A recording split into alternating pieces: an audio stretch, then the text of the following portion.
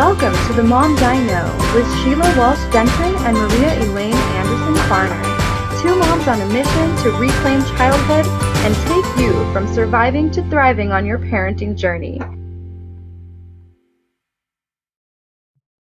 Hi, this is Sheila. And I'm Maria. And we want to welcome you to The Moms I Know. Today is podcast number 7. My goodness. Hey, celebrate. Yeah, lucky number. So we are going to be talking about simplifying. This is a big topic these days with minimalism and just the whole movement to try to simplify our lives. Marie Kondo. Yes, right. The Magic Art of Tidying Up. Great book. Mm-hmm. But I want to read a quote. Well, actually, I'm going to have to paraphrase because it's from Jack Canfield, and I've got to take the context here. But he's talking about sort of clearing out the clutter and simplifying our life. And he's talking about unfinished projects or unfinished business. And he says, every time you notice them and wish they were different, they pull energy from you. They are subtly subtracting energy from your life instead of adding energy to your life. I love that quote. Yeah. I mean, it's really taking stock of what gives you energy and what takes your energy, and surrounding yourself, surrounding your parenting, surrounding your family with the things that give you energy. I love that. Yes. And that bring value to your life. Mm-hmm, mm-hmm. I also want to recommend an amazing book called Simplicity Parenting by Kim John Payne. He's talking about using the extraordinary power of less to raise calmer, happier, and more secure kids. So I think we are both advocates of definitely less is more, mm-hmm. of living simply in a time where excess and consumerism is very rampant, or I was say addictive. It's around us. It's prevalent. And so how do we do it? You know, we live in the Bay Area. We see it all around us. How have you, Maria, been able to, stay centered and live simply? Well, we've made really conscious choices around that, and I think your family has too. So I think we can both talk about this today. But when our children were very small, we lived in a tiny house, and I chose to stay home with the children, and my husband went to work. I'm very grateful to him that he was able to work and support our family, but we also made real conscious choices, and I would watch other people's children to be able to stay home with my own children, to have that time and space.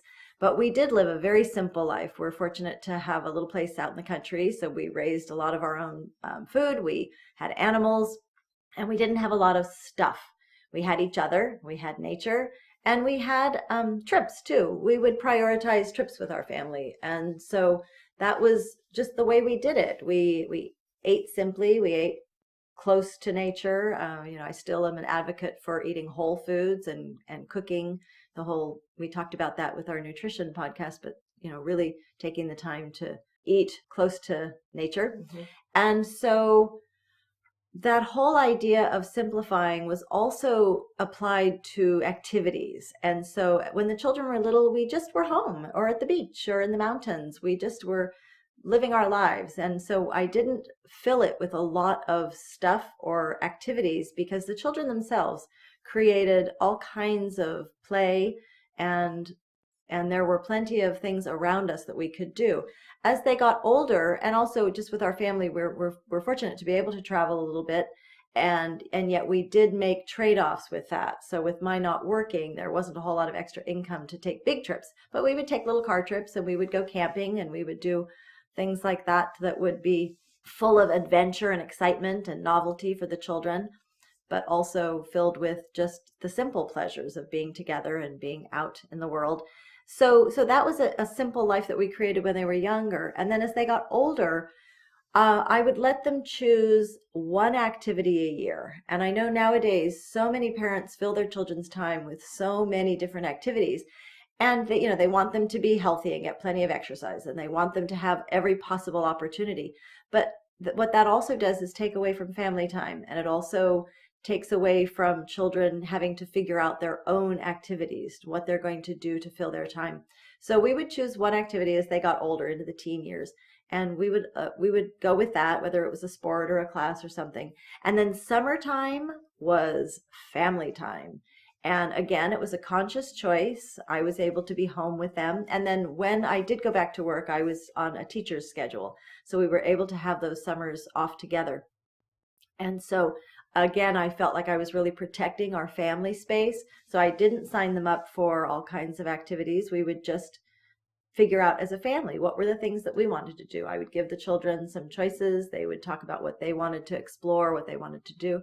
And we went from there. But I know your family has really done some incredible activities around your leisure time or your family values as well. Right. Well, I don't know if like you've influenced me in how we raised our children, but very similarly is where we made choices, conscious choices, that I was going to be a stay-at-home parent, and Brent was working. So more traditional. However, I've always had a side hustle. I call it the side hustle. I'm always bringing a little bit of money in to help supplement. And the same thing with the schedule.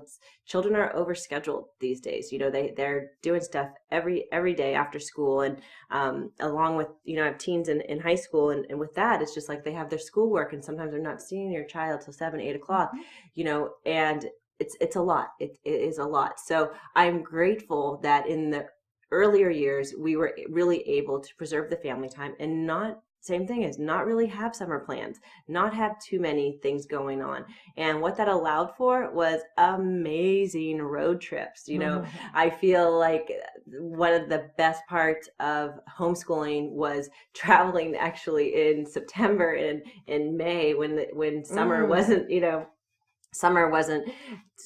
overpopulated as it is now in summer. And so what we like to do is we have a Volkswagen camper, and we would go on the road and go camping, and we were able to do it in a way that was affordable. We didn't have to do hotels and camp, and those are the memories that our children will look back upon and say thank you, have the gratitude. I know that because they were so many experiences. We are big river rafters, and 4 years ago we started doing that again, getting back on the river because our youngest was able to raft class 3 rivers, and so that's been a big piece of our family. It's part of.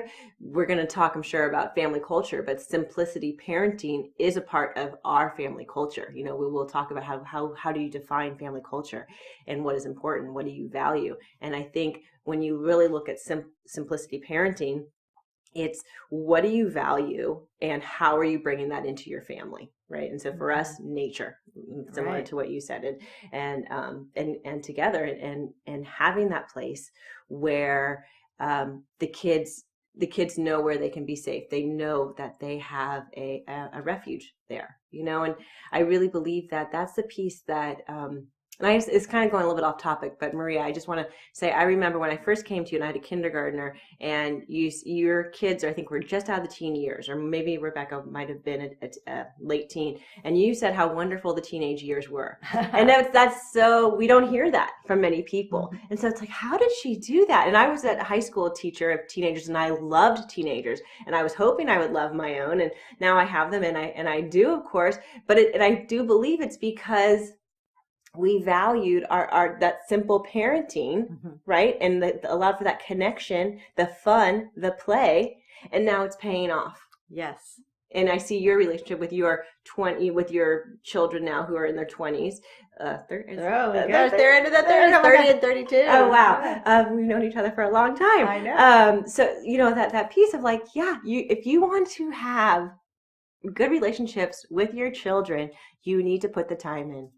Oh, when they're young, and really foster those relationships. And what a beautiful illustration of simple life, being on the river. I can't imagine anything. Well, I can't imagine it. I've done it myself. And it really takes you back to just the essentials of life. There you are, kind of the Huck Finn life, but rafting down the river and having nature and having right there in just the sound of the water and food and some shelter. But I really appreciate you sharing that, because this whole idea of fostering those relationships in the early years and having that time together as a family really does pay off in those teen years and in their early 20s. And now as my children are starting their own families, it's just so exciting to see that, and to see that they are choosing those same simple pastimes. And so I wanted to talk a little bit also about when we are choosing these activities that are simple, we also can choose the things that come along with that simply as well. And we don't have to have lots of stuff. And so, camping is a perfect example. We don't need a whole lot of stuff. And when we traveled, our family would travel pretty simply. We would just throw a few things in the car and off we'd go. Even when I go to the beach, my kids used to tease me because I would get a basket with a water for each of us and a towel, and off we'd go. And they'd be looking at these other families that had all this stuff at the beach. And I'd just kind of laugh and go, well, you could ask them if you want to borrow some of it, but they'd end up just playing in the sand or in the water, and they were absolutely fine. So there is that aspect. But I also want to take us even just to our home environment and the idea of simplifying there. I see so many children nowadays that are just overwhelmed with stuff. They don't even know where to begin. They've got toys and games and activities and bookshelves that are overflowing. And I love in the book Simplicity Parenting, Kim John Payne talks about how we can actually simplify the environment and not have as much stuff in the first place. But if you're already at that place where your house is overflowing with kid paraphernalia, you can box it up. You can organize it in a way. You can have things that are put away for now and just have a few simple toys, a few of your favorite books, a few of the favorite family games out, and your children will actually relax into that. I think they're overstimulated nowadays. We see that with they're being rushed from this activity to that activity. They have so many things in their home, they don't even know where to begin. They've got books everywhere and toys. And so we can start with our own home environment. We can streamline it. We can minimalize all of that stuff. And in some of these books about simplifying, they talk about tidy house, tidy mind. And so there's more to it than just having a clean house. I was listening to another podcast the other day, and they were talking about organizing. And I love the fact that the studies are actually showing that when we can organize our homes, when we can simplify our homes, when there's a place for everything, it opens up places in our mind for us to relax into. I know that when I have stacks and stacks of paperwork, I'm looking at my desk right now, which needs a little work, but, and so of course that just distracted me. When we have bins that are overflowing with toys, when we have things and projects that we have to get to, that's all cluttering up our mind and the space in our mind that we could be using to come up with, much more creative uses of our time. And we could be spending time with our children, and we could be working on things that are more beneficial to humanity. So just that very active, systematically working through our homes. And a lot of the professional organizers talk about just start it with one thing and just simplify one little area of your house and see how it makes you feel. It really helps you relax and go, okay, that's taken care of.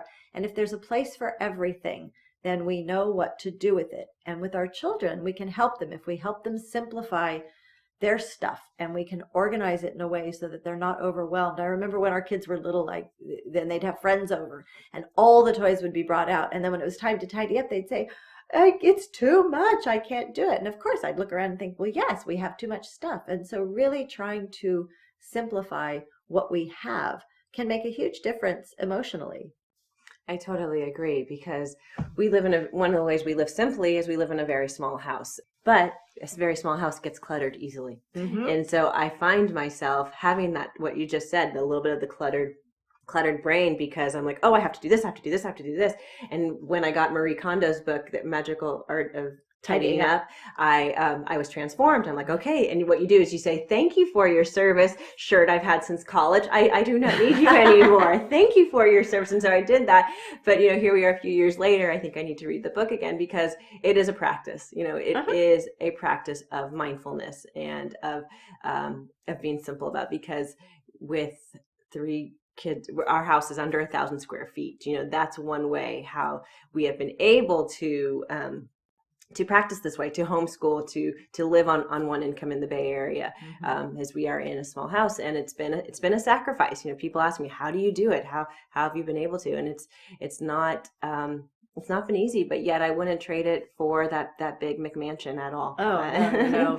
And also the larger the space, the more stuff comes in. Right, it's like, right. the freeway lanes. But One of the things Marie Kondo says that I love is, does it spark joy? Exactly. Do you need this, and do you love this? Yes, and yes. if we don't need it or love it, we can gratefully let it go. Yeah. And so, I'm thinking about when our kids were teenagers, we were remodeling our house. We actually lived in 400 square feet. Oh, yeah. With 2 teenagers Wow. that were adult size. And that was one of my favorite times, because all of the unnecessary stuff was packed away and we only had just the basics, and we were all fine. Or when we've lived, out of suitcases for a month or two, and then we come home to all the stuff and it's like, wow, why do we have all of this? Isn't that the truth? I remember when we were on road trips, and our road trips used to, like 3 weeks long. At 2 weeks, I was just like, and you've practiced the laundromat, and you have it with your saying, you have five days worth of clothing. That's really all you need, and it's just like, oh my gosh, we could keep on like this because it is so simple and it feels so good, and you have exactly right there what matters. Right. So, and then, we come home to all of the stuff and we go, oh, but then I love this and I need this. Right. And I need all the cooking stuff, the plug-in, the Vitamix and all that stuff. But it's a wonderful exercise to go through as a whole family. Yeah. And so I encourage you to take some time with your families, and you can start with maybe just one kitchen drawer, but then help the kids, and really, depending upon the ages of your children, but the younger they are, you can do that for them and then tuck those things away. But I can guarantee you, your children will be calmer and happier and be just as satisfied with a simple lifestyle as with all of the clutter and the activities. Well, it's very, you're trained in Waldorf. It's very Waldorf, right? Isn't there like a kind of less is more, the foundational about the beauty of it as well? And a few simple things go much further than all of this unnecessary stuff. Yeah, it bothers me when I see all the plastic. Right. And I think, we're at the point as a society where we know we don't need more stuff. And also we're seeing more of it does not make us happier. When you look at cultures around the world, I think the United States is not anywhere near the top happy nations. Oh, no. And you see these countries where they have very little, but they're the happiest people. Yeah. And it's so fun to look at those studies. There's a great book called Material World, I think, which has photographs of people around the world with all of their possessions.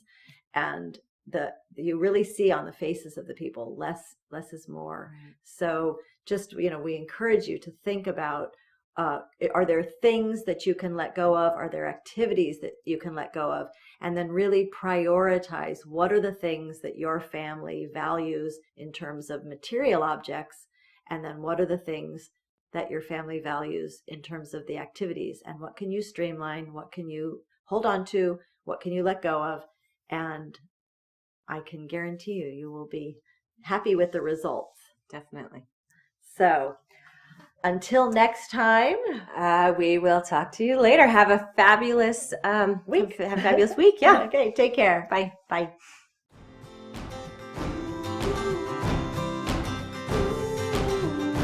Thanks for joining us today for The Moms I Know. To learn more about Sheila and her online program, The Mom Map, visit purplebeetnutrition.com. For Maria's monthly blog and to learn more about her group programs and retreats, visit soquelessentials.com. That's SOQUEL essentials.com. We hope you enjoyed today's episode of The Moms I Know. Until next week, have a joyful family journey.